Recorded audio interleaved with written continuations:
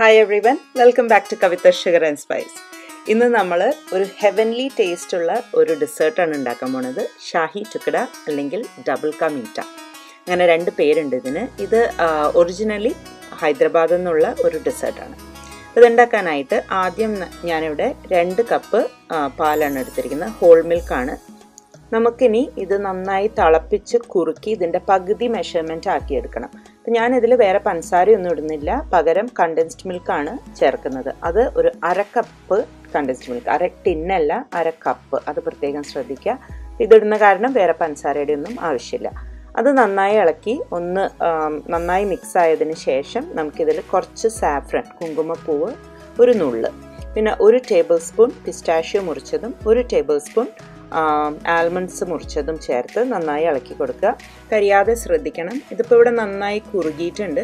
ഇതിലേക്ക് 1 നുള്ള് ഏലക്കായ പൊടിച്ചതും കൂടി ചേർത്ത് ഇളക്കിയിട്ട് നമുക്കിത് അടുപ്പത്തുനിന്ന് മാറ്റി വയ്ക്കാം. അപ്പോൾ ഈ ഒരു കൺസിസ്റ്റൻസിയാണ് ഇതിന് വേണ്ടത്.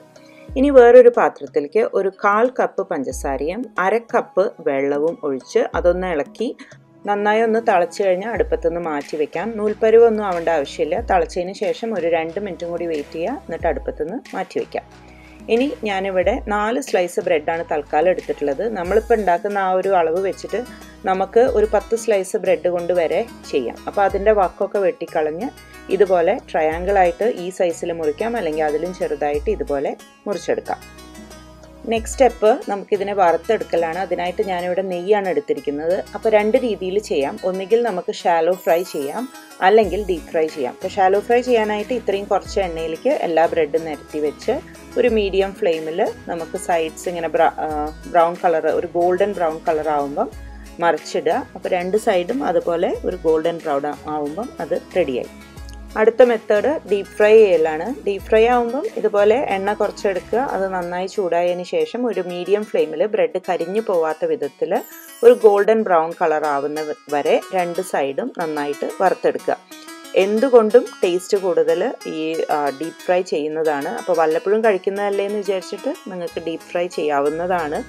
ഒത്തൻറ്റിക് റെസിപ്പിയിൽ ഡീപ് ഫ്രൈ ആണ് ചെയ്യുന്നത്. ഇനിയിപ്പോൾ ആരോഗ്യ പ്രശ്നങ്ങളൊക്കെ ഉണ്ടെങ്കിൽ ഷാലോ ഫ്രൈ ചെയ്താൽ മതി. ഇനി നമുക്ക് ഇതെങ്ങനെയാണ് അറേഞ്ച് ചെയ്യേണ്ടത് നോക്കാം. ഇപ്പോൾ നമ്മുടെ ഗോൾഡൻ ബ്രൗൺ ആയിട്ടുള്ള ബ്രെഡ് സ്ലൈസസ് ഇവിടെ എടുത്തിട്ടുണ്ട്.